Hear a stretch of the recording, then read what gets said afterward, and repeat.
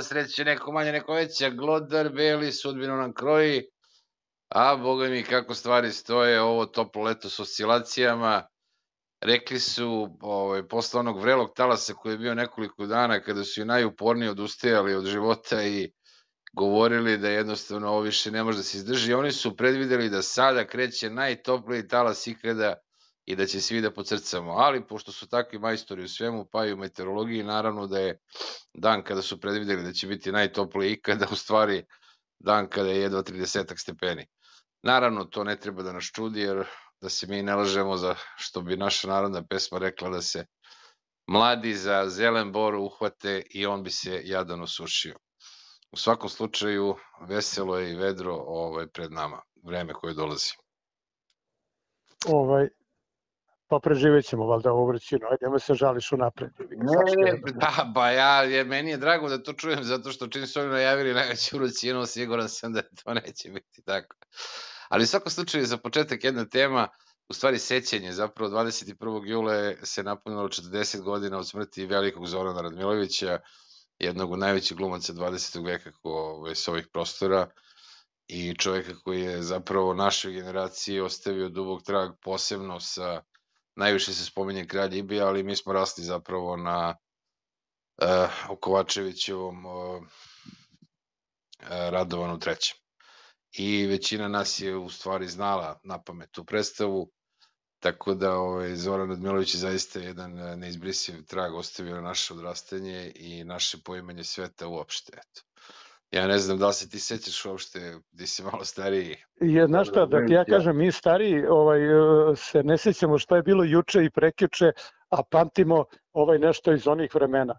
Meni je, kažem ti, mom sinu je bilo neverovatno, rekao sam ti to pa da ti ponovim jednom, da je gledao film Groznica subotnje večeri, pa me onda pitao da li je moguće, kaže, da si ti odrastao bez interneta i bez igara ili bez mobilnog telefona. Jer ti vidiš, ti imaš generacije, ne znam koliko je to godina već, koji ti imaš ove klince koje dobije tablet kad ima godinu dana, pazi, jel da ne bi plako, imaš igricu da on udara. I znači ti imaš sada cele generacije koje rastu na mobilnim telefonima. Ja sam fakultet čoveče završio bez kompjutera, eto tad. Možda zadnja generacija koja jesam. A što si ti mene pitao, izvini? Ma ti moraš da zahvališ Bogu što si ti rođen u vreme kad se koristili digitroni. Pa si... Ne, šta si me pitao, nemoj me zezaš, to sam tad nadovezao. Što nisi, pa priča je bila o Zoranu Radmiloviću. Pazi sada, i to vidiš, lepo sam ja to, nego sam malo raspoložen pa zaboravljam. Vidiš, sad da ja ispričam, na primer, tvom sinu ili ćerki, na primer, moj doživljaj kad sam ja bio njihovih godina, oni imaju sad 20 godina. I sada, pazi, ja izlazim u grad, jebi ga u neki kafić i, na primer, izlazim sa nekom prijateljicom i kao dećemo, dećemo. I ona meni kaže, ajmo molim te u atelje, sad je Ibi, možda nas puste na stajanje. Pazi sad, studentska karta. Mi dolazimo pred atelje, šta je Ibi, jel možemo, ajde, kaže, može, ne može, ajde, jel ima 2 studentske, može. I ti ulaziš i stojiš sada, nemaš sedenje, nego stojiš sa strane. I sada počinje Ibi i ti shvatiš da je tamo, pazi, znači atelje je pun do vrha, pun do vrha, mi stojimo i ide Ibi gde celokupna publika je to gledala 5 puta, svaku ko reč zna šta ne dolazi, pazi. I zamisli to jedno, kako bi ti leko jedno, ja bi čak leko ludilo, jedan taj umetnički doživljaj, kad ti dođeš na pozorišnu predstavu, gde ovi koji gledaju su kao sekta, pazi, kao sekta koja dolazi na tu predstavu. Čak su, mislim, da su ovi Ibijevci bili zaluđeniji od ovih za Radovana III. Naravno, bilo je masa njih koji su gledali jedno i drugo, znaš. Ali to su bile potpuno dve, da kažem, različite predstave. Ali, kažem ti, sad kad ti pomenu pokojnog Zorana, ipak je on neki lik koji, kako bi ti rekao, neponovljiv je, pazi. Neponovljiv je, tako nešto ne može da se desi. Ja se sećam da je Radio televizija Srbije, na primer, napravila, kad je već prošao Radovan III, znaš, skoro u ateljeu, oni su odlučili da naprave, ako se sećaš seriju Radovan III, da je čak Bata Živojinović sad igrao Živojinović i ova Milena Dravić igrala Katicu. Eto, jedan nota bene, ja sam živeo u zgradi da je to snimano, tako da sam bio u prilici u toj zgradi. Ali pazi, mi koji smo bili ljubitelji Radovana III, ajde pusti ovi ljudi što sa sela nikad nisu gledali, verovatno im bilo to simpatično, ali mi koji smo gledali Radovana III, odmah smo rekli, a ne ide ovo, nije to jebi. Ali znaš je zanimljivo? Zanimljivo je da ja sam pokušao da nađem tu seriju. Ja bih volao da odgledam ponovo tu seriju Radovan III. Zanimljivo je da ona je obrisana sa onih traka na RTS-u. To je jedna od retkih serija koja je obrisana. Dobro, one starije su nestale, one crno-bele, ja mislim da je nešto izgorelo, ali ovo je već bilo u relativno normije vreme, nije ono zajednički stan, ono sa čkaljom, i ovo je novije bilo, bre. Zajednički stan možeš naći kao film, može negde da se nađe, ali kažem, recimo, to je zanimljivost da je ta serija je potpuno izgubljena, nema nikakvih tragova. A dobro, je tebi bilo razočarenje ili vidim da tebi nije? Ja nisam gledao Radovana III. Originalu, ali u svakom slučaju, kažem, meni je doživlje bio gledati sve te glumce, to se snimalo u mojoj zgradi i mi smo tu bili narod već kako to ide okupljen dole i znaš što, na primjer, ajde da pomenemo još neko... Koga je Bata Živojinović pomazio po glavi, to je bila glavna priča posle u školi, znaš, i tako. Ne, ali znaš šta, ajde sad da ne udaljavamo se mnogo, ali ajde kad smo tu, meni je isto da ne zaboravimo, u toj predstavi je legendarno, neponovljivo igrala Mira Banjac, pazi. I, na primjer, sećam se u tom Radovanu tu istu ulogu, ono ćerke, malo one grube škambionđije, je igrao neko drugi, ne, pazi, Mira Banjac je to skinula. Milena Dravić je glumila Katicu. Ali to je ispalo malo i smešno. Nije mogla, naravno. Ali ja bih hteo samo nešto, kada si spomenuo, pošto Zoran Demilović je rekao da je njegova najbolja uloga zapravo Kralj Ibije i po tome smatra da će ga pamtiti. I slaže se s tobom da se publika deli na one koji više vole Radovana i one koji više vole Kralja Ibija. Ibijevce, da, i Radovanovce. Šta je tu zapravo zanimljivo? Zanimljivo je da Radovan III. Je možda bliži našem karakteru. Mi smo mislili da su naši vladavci slični Kralju Ibiju. Međutim, ako sada gledamo i negde su poredili našeg imperatora sa Kraljem Ibijem, međutim, Ibi tamo zavapi kakav je ovo narod, dajte mi drugi narod, ovaj narod nije dobar. Međutim, naš imperator to ne može da kaže, jer on ima odličan narod koji njega podržava i koji, kako da kažem, sad na izborima koji se sada sve češće spomenju, kada bi izašao, verujem da bi svesrdno glasao da naš dobri imperator ostane i dalje na vlasti i da uživamo blagodetima Zlatnog tigra sa ovim prostora, a i šire, Boga. Pa znaš šta, ne bi da idemo sada u neke književne ili pozorišne kritike, ali vidiš taj lik Ibija je Radovan odgeo maestralno i napravio ti je da je tebi negativac simpatičan, razumeš? I imaš takih mnogo slučajeva u filmu naročito, znaš, onaj dobar, loš, zao, znaš, da tebi negativan lik tako se prikaže da ima neku simpatičnost. Sad kad bi upoređivo Ibija sa Avom, Ibi znači je ludak koji ima neke simpatičnosti, ali kod ovog stvarno nikakve, kako bi ti rekao, simpatične epizode ne mogu da se spoje, pazi. On je čudan tip, meni je isto, ajde kad to pomenu, šta je zanimljivo kod našeg predsjednika, to je kao ono, znaš, ja mislim da se to dešava sa diktatorima, razumeš, vrlo često, pazi, ja sam upoznao i ljude koji su imali prilike direktno s njim da pričaju kad je on tu, ne ovo da čuješ iz treće, četvrte ruke. I onda, pazi, kad se negde pojavi, on blješti arogancijom, pazi. On blješti arogancijom i apsolutno se njemu sprovodi neki tretman Boga. To imaš isto kod ovog brata njegovog u Severnoj Koreji. Ja nekad gledam, neko mi šalje one filmčiće kad ide onaj da posećuje ljude negde u fabrikama, pa to je onako, znaš šta, stvarno da gledaš kao komediju da se ubiješ. On ide, oni se savijaju, plaču za njim i tako dalje. Znaš, ti te iste elemente ti imaš ovde. I sada šta je napravio? Je kao i u Južnoj Koreji, znači on tu odanost u stvari bazira na strahu. na teškom strahu, niko ne sme ništa da mu kaže. To je ono čuveno, kad je Krleža gubio šah stalno od druga Tita, kad igraju ne sme da ga pobedi, ga razumeš. I ovde ja isto mislim da njemu niko ne sme da kaže ako nešto loše uradi, ako uradi nešto što nije trebalo i tako dalje, tamo ne postoji niko ko sme da mu kaže, znaš šta, bolje da si ovo uradio, zato što on sam sebe ima taj sindrom Boga nepogrešivog. I šta je sad tu? Njemu niko iz okoline ne sme da kaže da on nema ni malo smisla za humor. Tu ga Bog nije nagradio. Ali nažalost, što se uvek tako dešava, on sad misli da je duhovit. I ti sad kad sabereš onih klipova, on je pričao neke viceve, pazi, u svoje vreme.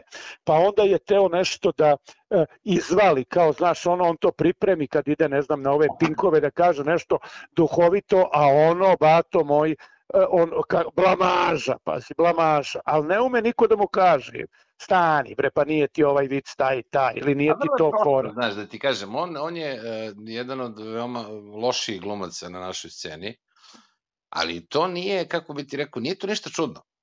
On nema najbolje glumce, iako je sad jako teško probrati i naći zaista najbolje glumce među ovim živima, ali barem ono što je moglo da se probere na ove prste jedne ruke, on nema ih u sebe, oni su protiv njega. Ovo glumaca što ima ne vrede ništa. I onda nema ko njega da uči, da glumi samim... Pa ne, ali pitanje je da li bi on prihvatio... Ne, pazi, ne slažem se s tobom, jer ja ne bi... Pa nije on, sve ono je naučeno, pa nije on rođen onako... Ali gledaj, da te podržim, izvini. I prepatetičan i, kako da kažem, to se ipak uči. Ja ne znam da si ti ovo slušao ili si sam došao do toga pa da te, kako bi te rekao, podržim. Ja sam slušao intervju, sad sam zaboravio kog odličnog našeg glumca poznatog, pre jedno, pazi, ima 2 godine. Kad je on rekao, kaže, ja kao profesionalni glumac koji je završio akademiju, kome je to posao, profesija, koji to radi, ja mogu stručno da vam kažem da je on jako loš glumac, a trudi se, ga razumeš. Ali je jako loš glumac i ovo, kažem ti, ovo što ti kažeš, da kažem naučno dokazano. On je glumac veoma loš i to mu se vidi, pazi, to mu se vidi iz aviona, pazi.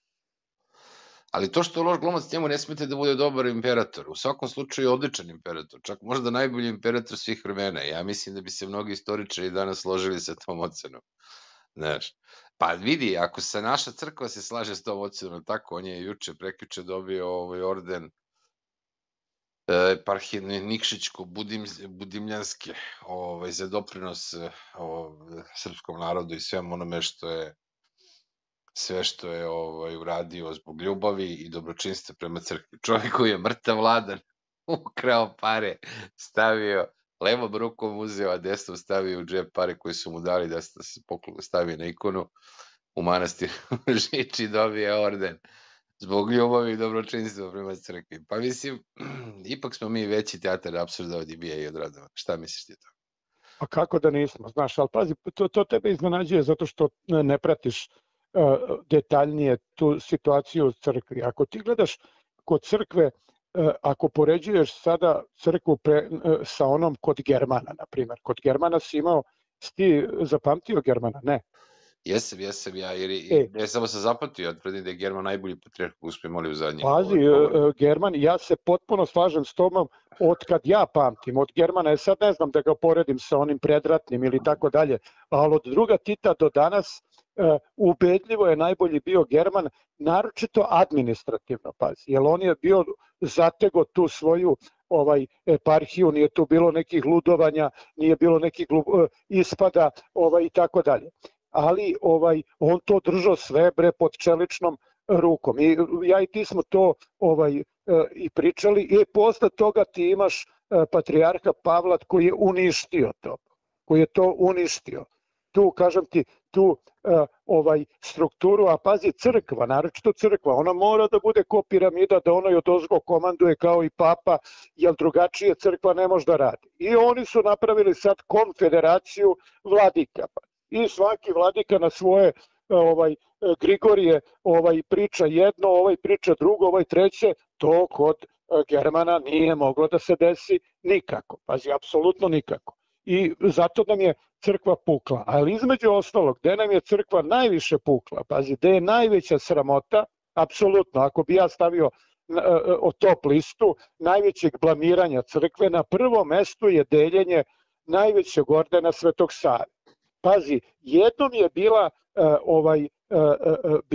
ja sam pročitao, ne znam da li tačno, pročitao sam, na primjer, da je 14 do sada, 14 ovih dobitnika najvećeg odlikovanja Svetog Save bilo na crvenoj poternici Interpola. 14 je na crvenoj, evo da ti kažem, pazi. Pa svi ih traže, pa i crkva, znaš.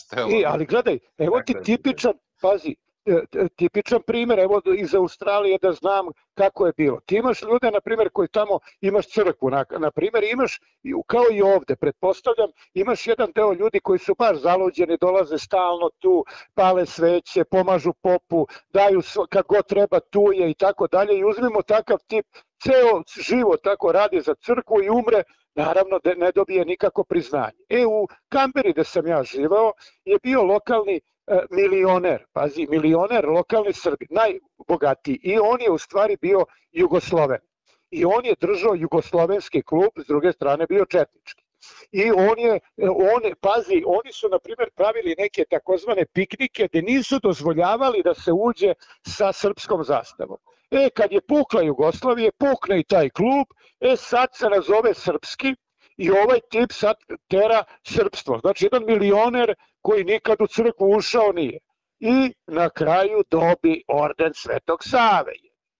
Jer ga je kupio, pazi. Bio je kod lokalnog popa Ilije, treba mu orden Svetog Save i tako dalje, i on je to kupio. Znači da je orden, najveći orden Srpske pravoslavne crkve koja ima, jel tako, najcenjeniji orden Svetog Save, je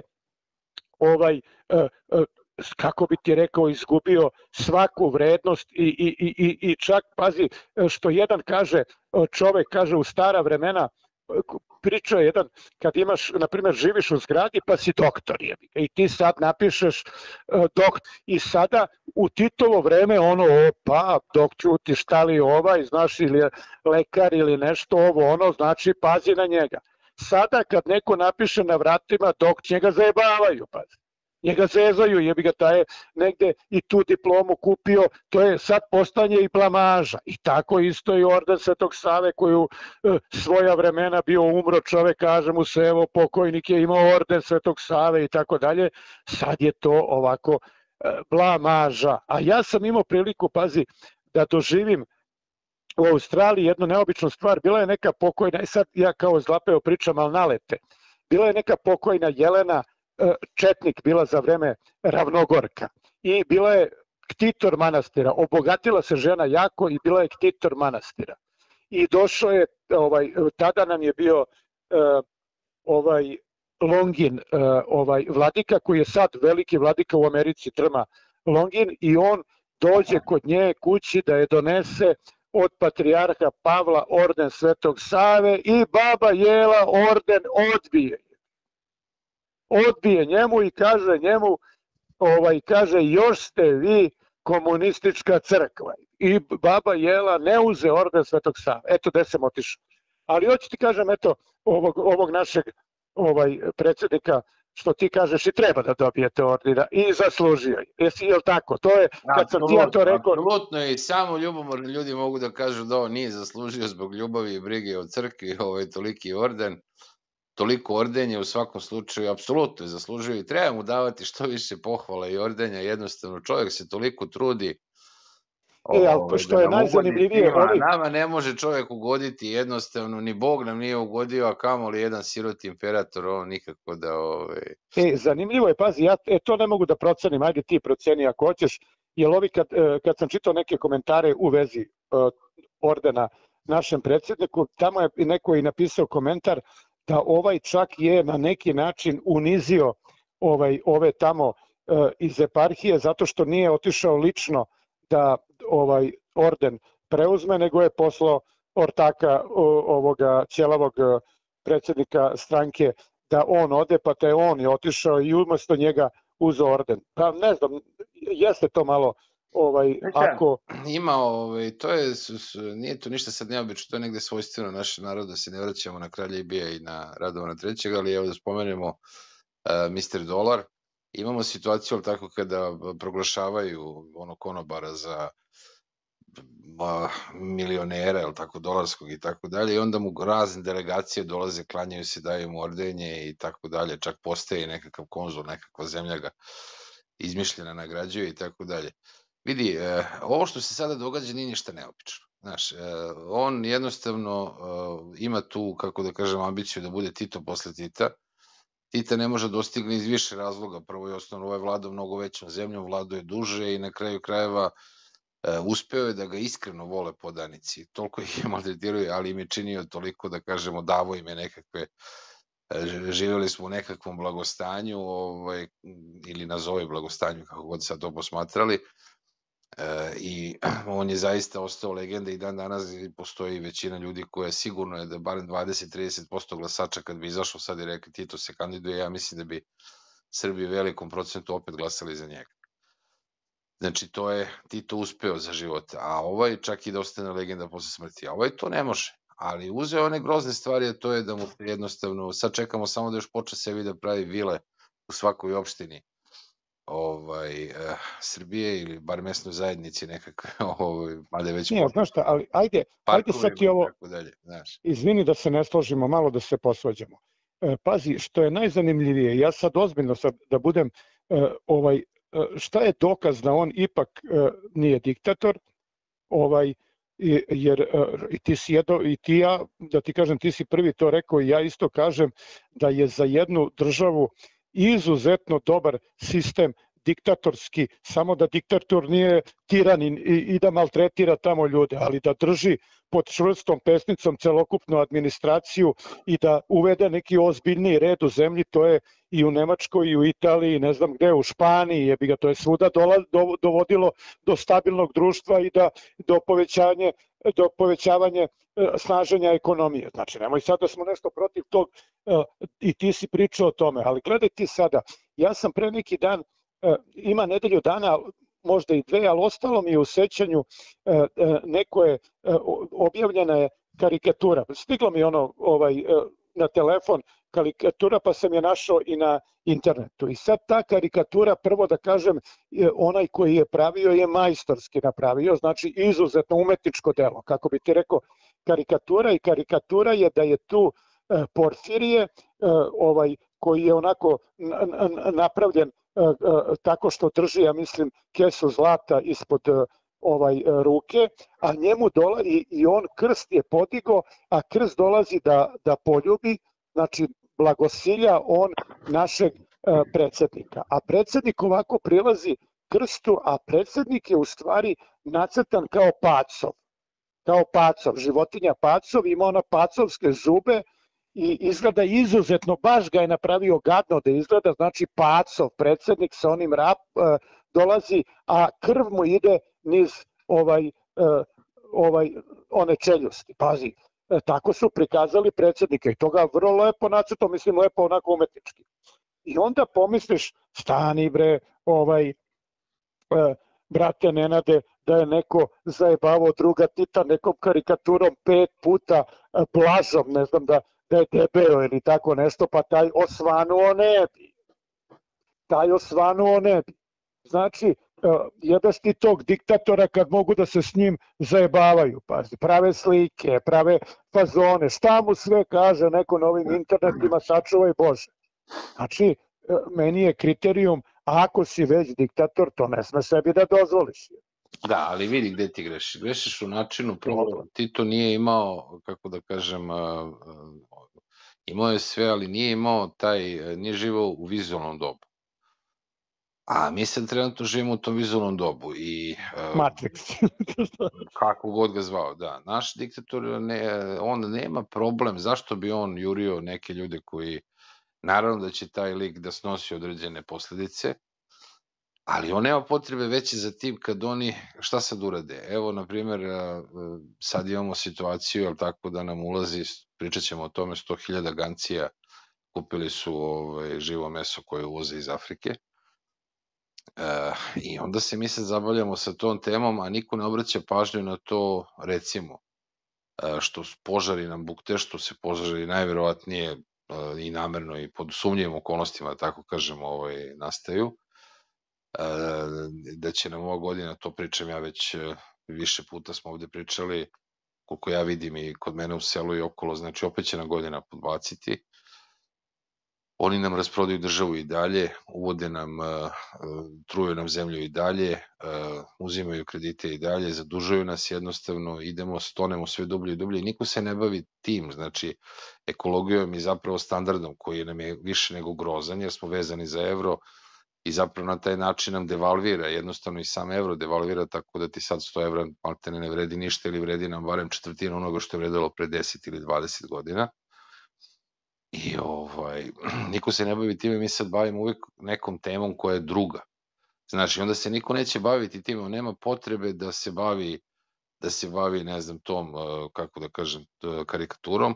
On sad ima priče o ovim protestima, blokadama i tako dalje i sad on zamajava narod, iako te blokade zapravo nisu na nivou onoga što su bile do 15. marta i zaista jedan veliki pokret koji je mogao da preraste u nešto veliko i da donese nekakve promene.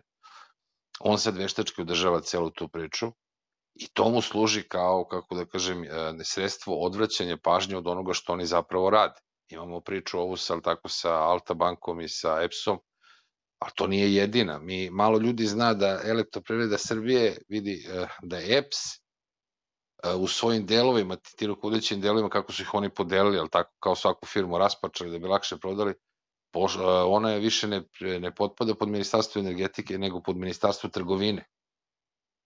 Razumeš? Zato plate u EPS-u se ne dižu kao recimo kao što se dizale ranije i pratile nekakvu inflaciju dok su bili pod ministarstvom energetike i zato je lakše sad ova manipulacija bila s Alta bankom s onim, znaš.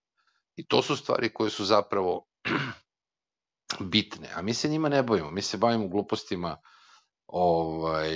nekakvim izmišljenim aferama, nekim nebulozama ili namerno oni odbace neki gaf i onda mi to vrtimo i smejemo se tome, a za to vreme mi zapravo ne znamo šta oni sve rade ispod žita. To je poenta priče, zato Tito nije imao tu, kako da kažem, a zamisli da je u ono vreme bilo toliko televizije, toliko mass medija, pa ja mislim da bi oni od Tita napravili virtualnog i vjerojatno bi on vladu i dan danas, mi bi mislili da imamo kao u onom Orwellu, 84. mi bi mislili dan danas da je Tito živ sa sad 100 i nešto godina i tako dalje i tako dalje.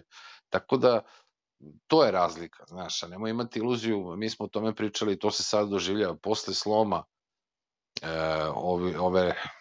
ovih protesta ili ovog pokušaja nekakve revolucije od novembra prošle godine, mi smo to i upozoravali da jednostavno mora se ići do kraja, mora se ići do smene vlasti. Jer ako se to ne desi, ljudi će biti kažnjeni. Mi sad već imamo da ljudi koji su u državnim firmama učestvovali u protestima, koji su bili na strane studenta, koji su pumpali i tako dalje, da su kažnjeni ili premeštanjem na radno mesto ili drugo radno mesto ili sistematizacijom njihovih radnih mesta da im se daju manje plate ili čak suspenzijom ili otpuštanjem. I o tome se ne priča. A to se masovno događa. Znaš, ne priča se o tome da nama se šalju dupli računi koje ti negde prođe, negde ne prođe, pa ti daš da se žališ što su ti oni naplatili ponovo neki račun koji si ti platio i tako dalje, ali to sve prolazi, to je način reketa i guljenja ovoga naroda. I to je najveći problem. Izvini, ajde sad ću da ti kažem, ali molim te da mi iskomentarišeš moju teoriju što ti kažeš zavlačena sa nekim levim temama, ali šta ja mislim, evo sam ja došao do nekog zaključka razgovarajući sa jedno 10-ak različitih ljudi. I sad iz razgovora sa svima njima koji se bave biznisima ili su u nekoj državnoj administraciji i sad iz zaključka, jedan zaključak iz svakog, šta je zajedničko iz svih tih razgovora, to je da je nama država u kojoj živimo u ozbiljnim finansijskim problemima. I o čemu se radi? Znači naša država, a i susedne, Bosna i Hercegovina, Crna Gora, čak nazovi Kosovo i Severna Makedonija, to su sve države koje sada da im stranci zavrnu totalno slavinu i da kažu nema više love, nećemo da vam više pozajmljujemo, To su sve države koje ne bi imala za sledeću penziju. Znači, to su sve države koje žive na kredit, države koje ne prave dovoljno para da bi se pokrili troškovi državne administracije. Tu mi spadamo. I to tako ide godinama i mi pozajmljujemo i pare se tamo, gomila se dug, u stvari mi živimo na kredit. I sada izgleda, to sad nema šta da zameriš, to je tako. Međutim, o čemu se radi? Izgleda da je slavina zavrnuta. Izgleda da je slavina zavrnuta i da ovi više ne mogu da muzu tu lovu, neće niko da im da kredit. I ti sad imaš primer da je gradu Beogradu nedostajalo 120 miliona dinara za tekuće stvari, ne da nešto pravi. Trebalo im je 120, znači da isplati plate i oni su tražili od koga da pozajme, ni jedna banka nije tela da im pozajme i uzeli su pare od Poštanske štedionice. Drugo, kolaju naveliko priče da su penzije već 2 puta isplaćivao Mozart ili ne znam ko, jer nije bilo para. I sada šta je najnovije, to sam slušao sad ekonomistu koje mislim da je čak, da ne lupim neku cenu, 100 milijardi dinara je love koliko država duguje malim i srednjim firmama koje nisu platili, jer nemaju para. Ti imaš da su putevi stali, Kinezi neće da rade, para nema. I onaj stadion tamo oni počeli da rade, ne znam koji su termin dali, pa kao znaš, stali smo. Izgleda da je ovde slavina zavrnuta. I sada po meni samo je pitanje kad će da pukne. Sada možda sam ja paranoik, pravo da ti kažem, ali evo pričam sa prijateljem koji je ovako žešći biznismen, ima 4 firme u Srbiji i 1 u inostranstvu. Ja ga sad sve ispričali smo se, on je 3 firme u Srbiji ugasio, ostala je 1, ostavio u inostranstvu tamo da klima i otpustio je 20 ljudi. I ja ga pitam o čemu, zašto, znači razlog je da on može da ne želi više da radi za državne firme jer se tu kasnije plaća i on više ne sme da uđe u taj rizik jer je pitanje je on mora da plaća radnike, mora da plaća materijal, a ovi mu kao duguju, država. I on više ne veruje, on lično ne veruje da će država da vrati dugove i neće više to da radi. I onda ti, kažem ti, imam sad neke druge primere na drugoj strani. Onda posebno, ajde reci ti meni u Erdeviku, ja kad odem nekad u ta posebno sremska sela, vrlo je zanimljivo kad pričaš sa lokalnim seljacima, oni će svi redom da ti govore primere kako ih država pokrada. Samo na neki različiti način. Znači, ovo što deru, ja mislim da se možda i njima isto druga stvar koja se s ovim vezuje, da je njima jasno da su oni sada pucaju. Samo je pitanje koliko će da izdrže, razumeš? Nema, svih su ih ostavili, masovno nezadovoljstvo naroda i onda vato imaju kratko vreme da trpe što više pre nego što padnu. To je zgrabi i uzmi. I onda smišlja i sada neka renoviranja i najveća je lova krađa naravno na tim sektoru građevinskom. Znači gledaju, oni tamo menjaju, ne znam, trgove, menjaju ne znam šta, naplaćuju to 5 puta više, znači crpe se zadnja lova da ode. Ja mislim, pazi, to opet i kažem, nije da sam ja zaključio, nego mi rekao neko drugi, a ja isto mislim, potvrdio je moje mišljenje, kogod došao na vlast, posle ovih, biće mu teškim govnima ekonomskim. Teškim, pazi, ovog moramo da menjamo, pazi, ali promena, nažalost, neće da nam donese blagostanje sigurno. Opet se vrtimo u krug i opet tema koja je, kako da kažem, aktualna već unazad godinama. To nije problem, a to su i ovi protesti pokazali, nije nikakav problem smeniti Vučića. Problem je ko dolazi posle. I to je suštinsko pitanje na koje mi odgovora nemamo već jedno duže vreme i pogotovo od kako su protesti krenuli. Bilo je priče da će se pojaviti nekakav lider, trebalo je znači do marta pa do maja, pa onda se to produžavalo do juna, sad je rok do septembra, ali u svakom slučaju očigledno je da se ne izranja ni jedna kvalitetna ličnost i ovo što nam daju nekakve predloge, ono je, kako da kažem, skoca iz konopca, mase ljudi je tu od zla oca i od gore majke, znači ne vidim ja da bi to bilo sretno rešenje za ovu zemlju. Ono što mi nemamo opoziciju već godinama, što je Vučić srećno uspeo da uradi po sebe da bi opstao tako glatko na vlasti, da uništi opoziciju, a opet nesrećno za ovaj narod, a čini mi se i za sebe, on nema sada sa kime da pregovara. Jednostavno ti sad više nemaš lidera opozicije i ti kad vidiš delovanje uopšte naše opozicije je jadno i meni su oni, da budem iskren, odvratniji od aktualne vlasti zato što pristaju ovi na vlasti kradu na angro, znači kradu na milijarde, ovi pristaju zadovoljavaju se sa nekakvom sićom i meni je to generalno bedno, svako ko se proda za male pare ne može steći nekakvo poštovanje. Znači, opet kažem, nije nama, naravno da će biti, ali kako bi ti rekao, ja se nekako ne sekiram za onog ko dođe na vlast posle, ja se više brinem za nas, običan narod, i slažem se da idu sve teže i teže vremena i to mi pričamo već uporno godinama da ovde nema jasne vizije kako i šta dalje i kako izaći iz svega ovoga i to je najveći problem. Znači, opet kažem, nije problem smeniti vlast i to što ti kažeš, naravno da će taj biti u problemu, ali mislim da je ovaj narod u mnogo većem problemu i meni je samo žao što se mi dalje, ponavljam, bavimo nekim glupostima i nebitnim stvarima, a u stvari ne bunimo se zbog ozbiljnih problema.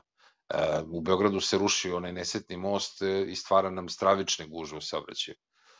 Sad se spremaju da sruše sajam, s kojim razlogom? Da bi zidali odvratne zgradurine koje malo veća poplava će im napraviti veliki problem i tako dalje, nekvalitetne i loše zgrade koje se prodaju po basnoslovnim cenama, znači pravi se jedna prava cigan mala. Evo sada imamo tu priču o uvozu onih 100.000 gancija. Šta to znači? Mi našu decu šaljemo i teramo odavde, ali tako teraju nam decu i ljude da idu da se iseljavaju, a uvozimo ljudi iz Gane. Nikakve veze, ja mogu da prihvatim da su 100.000 Bugara da uvezemo, to je radio i knez Miloš. To su ljudi koji govore relativno sličan jezik, slične su vere, običaje i tako dalje, jedan narod koji je jako sličan nama i kad odeš u Bugarsku i pogledaš te fizionomije, to je to, nema tu neke razlike, eventualno Rumunija. Ali uvesti 100.000 crnaca, to, mislim, nikakve veze nema, ni običaje, ni vera, ni navike, radne, ni bilo šta. Mislim, šta mi dobijamo s uvozom 100.000 crnaca? Pritom, taj deo Afrike je izuzetno zaražen HIV-om. Kažu, evo sad kruži da je 25%. Ja znam kad sam ja bio u Africi, ima tome 30 godina, da se u toj ekvatornoj Africi govorilo da je negde 52% zaraženih HIV-om. HIV pozitivnih zapravo bilo. Znači, kažem, eto, pre 30 godina bilo je više, zašto je sada manje, nije ni bitno, ali u svakom slučaju sigurno je, a to su videli, ljudi su se žalili kada su krenuli ovi takozvani migranti, beše 2015. godine, da naš epidemiološki status je počeo da se menja. Žalili se ljudi koji su radili, kolege koji su radili da se suočavaju sa bolestima koje nikad ranije nisu videle, su oni normalno bolesti koje nisu svojstvene za naše podneblje. Mi nemojmo od toga da se branimo. Tu smo jako, kako da kažem, neotporni.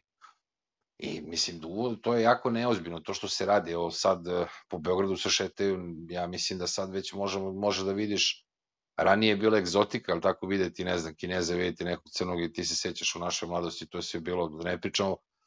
Ja ne sećam, pazi, ja čak mislim da nikad nismo Kineze. Ajde, ovih crnaca, bilo je ovih studenta nekad, ali ovih Kineza baš nikad. Ali evo ti sada ti imaš Pakistance po ulicama Beograda, pazi, mislim, ti dje veze nema. Sada i grupa njih 10 onako idu. Tako da sad svega ima, znači bukvalno svega, mi smo sad postali po tome ta neka klasična evropska metropola, kad ti uđeš tamo, sve to šareno, po restoranima rade se. Nisam ja protivnik, kako da kažem, stranaca koji dolaze da rade u našoj zemlji, ali sam protivnik toga da se našim ljudima ne daju šanse. Pa dobro, gledaj, ti kad uporediš ti, na primjer, da mi sada uvozimo ove jadnike iz Gane, pazi, to ti je i tužna priča, to ti je zemlja koja je pod brutalnim režimima, uvek sa teškom korupcijom, rudnici, oni dolaze tamo, potrovali ih totalno, a onih beda najgora. Znači, to je jedna od imaš ti u Africi sad ovih zemalja koje su se malo trgle i bolje su i od nas, ako ćemo tačno, ali ovi su baš onako dno dna. I sad zamisli, ti uzimaš te ljude, uvodiš u ovu zemlju, a u Kraljevinu Jugoslaviju, je tako, dolazili su oni Rusi, je tako, Bela garda, protivnici režima, gde smo mi tad dobili, je tako, i najbolje i doktore i arhitekte i profesore, obnovili nam univerzitet, stvarno su oni bile nešto što je ondašnjoj Kraljevini stvarno trebalo. I sad vidiš koja je to razlika, pazi, dolazili nam profesori, a sad nam dolaze ovi ganci, eto ti. To sve spada u taj teatar apsurda i ja mislim da je to nešto zašto mi treba da se pobunimo, zaista iskreno. Sve ovo što smo nabrali, sve probleme, svaki od njih zahteva jednu širu pobunu, jednu širu, kako da kažem, delovanje naroda, da jednostavno izađemo u ulici i kažemo, vama ljudi nećemo to, nemojte da preterujete. Čekaj, šta možeš ti da nećeš? Gledaj ti, dolazak ovih svih Crnaca i Azerbejdžanaca i Turaka i ne znam kojih, pazi, ovde gledaj gde sam ja na Vračaru, imaš 3-4 zgrade koje se grade kad prolaziš tu, znači imaš 20 radnika koji su uvek grupa turska, pazi, potpuno turska, pričaju na turskom, zezaju se, vidiš, i tako ti je svuda, ovih naših, ja ne znam gde su, ne postoje. I ti sada, ja sam tebi pričao i kad sam bio u selu gde je vozač, pazi, seoski autobus koji ide od sela do lokalnog gradića, je Crnac. Nije Crnac, nego čak i onaj tamo Bangladeš koji. I sada naši ljudi su takvi, primili smo ga, ajde došao tu da radi sa njim fino i on sa njima, mi smo jedan goštoljubiv narod i ovaj jedan meni seljak kaže, pa šta ćemo, kaže, kad naši neće da rade. Znači, sve je ovo teška jedna posledica da smo mi pukli na tom tržištu radne snage. Nedostaju ljudi totalno. To je laž da naši ljudi neće da rade. To je laž. Evo ja stojim iza toga, ja sam ti navodio primer GSP, gde su oni imali konkurs, ali nisu primali. Jednostavno nisu primali, ovako fiktivno su imali konkurs, ljudi se javljaju, a nikog ne pozovu na razgovor. Ja znam nekoliko slučajeva ljudi koji su i mladi i tako zvali, imaju dozvole, imaju neko iskustvo, nikad ih iz GSP podnosili zahteve, nikad ih nisu pozvali na probadu niti razgovor. Vidi, šta je tu problem? Problem je što, zašto, na primjer, privatnici zapošljavaju ove šarene? Zato što država ti pokriva, ti mu samo daješ platu i ne daješ mu ne plaćaš mu penziono osiguranje, poreze i ostalo. Država to preuzima na sebe. I zato privatnici rađe primaju ove, kako da kažem, uvozne radnike, zato što jednostavno on samo je dužan da mu da tu platu 50, 60, nije bitno, 80.000 dinara i ništa više preko toga. A ako zaposli našeg radnika, ako mu da 80.000, još 80 mora da državi. I onda privatnik se vodi čistom ekonomijom, što bi ja plaćao za jednog radnika 160 kad mogu da platim 80. Znači, laži da naši ljudi neće da rade. Ne, nego država te stimuliše da ti zaposliš stranog radnika, a ne stimulišete da zaposliš našeg. Ali zato kad si spomenuo orden Svetog Save, Viktor Orban dobija orden Svetog Save, najbolji je ortak našeg predsjednika i smatra se nekakvim bastionom slobode u Evropi, je li tako? A on je, znači, ali on je jedan od lidera koji baš naprotiv ne prima strance. Ne prima strance ni jedne, kako da kažem, boje. Ni crne, ni bele, ni žute, jednostavno potpuno je zablokirao svoju državu. Poljaci isto, Slovaci isto. Šta se mi pravimo? Kako to da je ovaj njegov najbolji ortak, a ovaj radi suprotno od onoga što radi ovaj njegov ortak, koji pritom, jel tako, sliku si s ono za šalom i ono 52 županije i tako dalje, pretenduje na delove Vojvodine, odnosno delove Srbije i tako dalje. Znaš, to je vrlo zanimljiva stvar. I to niko ne primećuje, ali je nama bitno da li je, ne znam, izašao neko da blokira neku raskrsnicu ili nije. Pa nije više bitno. Zaista to nije bitno. Jer osim toga mi više ništa ne radimo. Jednostavno se država deli i to namerno, to ljudi ne primećuju, da se stalno potencira ta velika podela o kojoj mi stalno govorimo da ne sme doći do takve podele, takva podela u određenom trenutku lako može da preraste u nešto veliko. U ovom slučaju građanski rat. Zašto se mi sada delimo na one koji su za i protiv, bez one treće kategorije koja ima pravo da misli drugačije, a da nije ni za jedno ni za drugo. I kada se govori, ja bih volao da dođe do izbora. Zašto? Pa zato što ovaj zaluđeni narod koga truju sa nekakvim glupovim, kako se to kaže, rezultatima, da ne znam, protiv Vučića je 52%. Stani, polako. Vi računate da je samo, ne znam, 40% za Vučića, 60% je protiv. A šta ćemo, kako se zove, šta ćemo, nikad, opet ljudi zaboravljaju da Vučić nikad nije vladao sa više od 30% glasa biračkog tela. Znači, na jednom izborima on nije dobio više od 37-8%, to mu je bio, čini mi se, krajnji domet. On nikad realno nije, kad saberemo ukupan broj, nikad nije imao više od 25%. Ali to je bilo dovoljno da pobedi na izborima, dovoljno da vlada u sve manipulacije koje su bile. Pa zar vama nije jasno da u Kosjeriću, kaže, dobio se samo 51%, pa da li je dobio? Da li je dobio? I u Kosjeriću, gde se maksimalno trudilo, znači da bude kontrola i svega toga, opet je dobio se 51%. Pa zamisli da krenu izbori u celoj Srbiji, prvo ti nemaš opozicija koja god bila, da li studentska, da li politička i tako dalje. Oni nemaju infrastrukturu da prate i da jednostavno pokriju sva izborna mesta. Pa ponovo će biti masakr. Zašto insistirate na nečemu što ne možete dobiti? Postavljate nerealne ciljeve, nerealne zahteve. Ovaj zato i ne daje izbore, zato da bi mogo da produži agoniju. Kako to nije jasno ljudima? A za to vreme upravo sada uvozi nam se 100.000 gancija, opet da ne ponavljam sve ono šta nam se događa.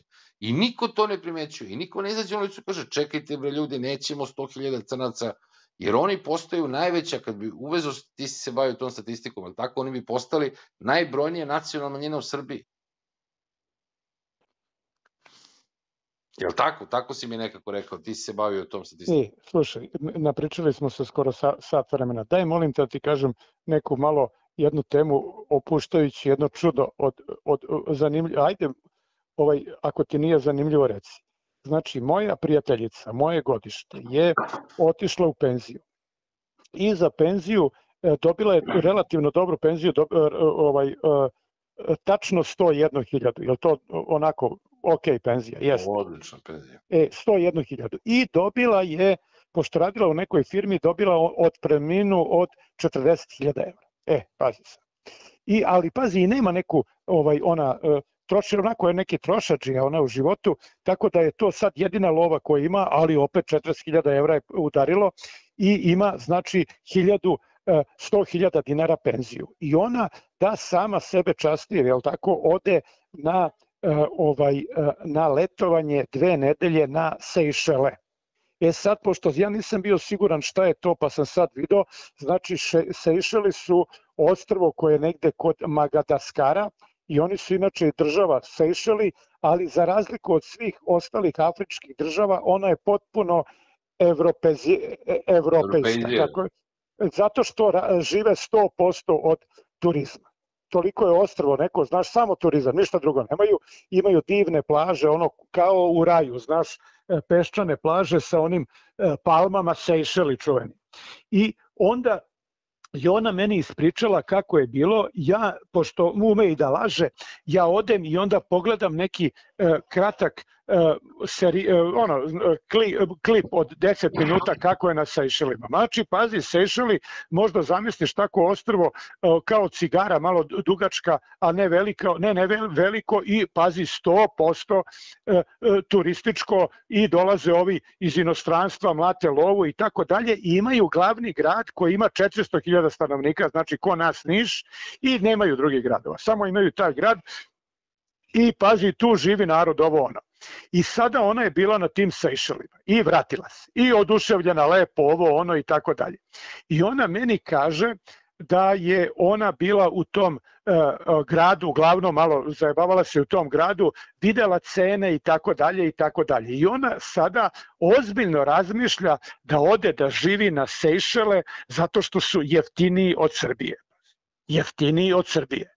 I ona meni kaže... Drastično jeftiniji, znam za sve. Pazi, pa ne, ali pazi, jebote, zamisli da smo mi sa ovim bednim platama koje imamo, pazi, sad ti je jeftinije da živiš tamo nego u ovoj zemlji, čoveče moj.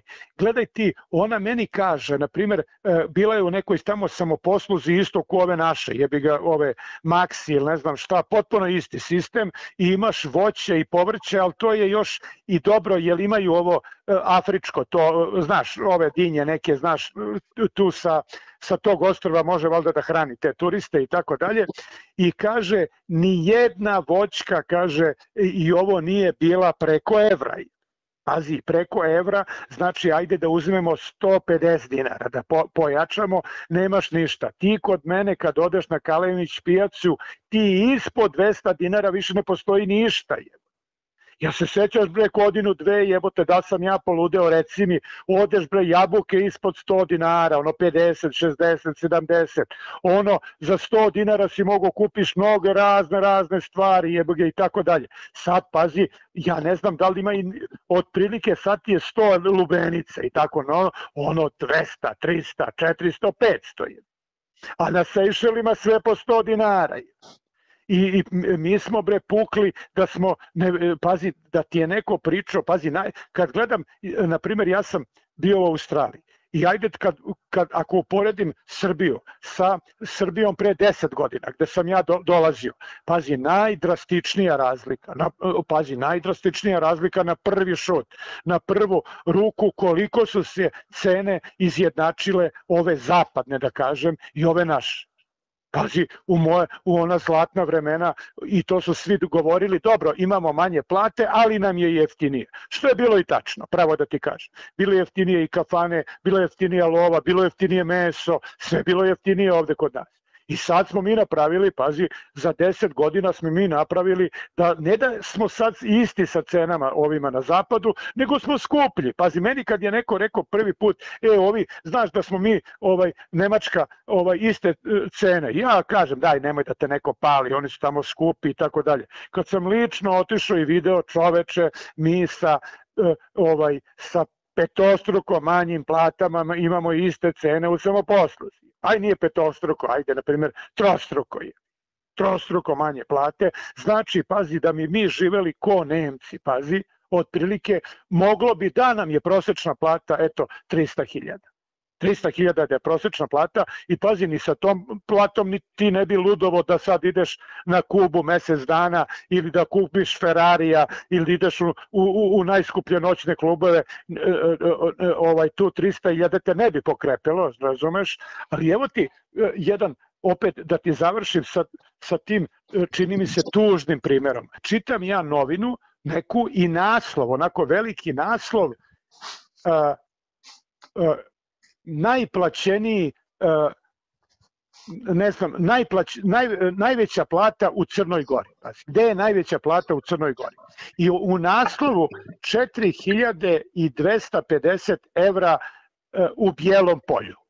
I sad ti klikneš da vidiš ko je taj koji ima po tom listu, koji ima najveću platu, 4.250 evra u Bijelom Polju.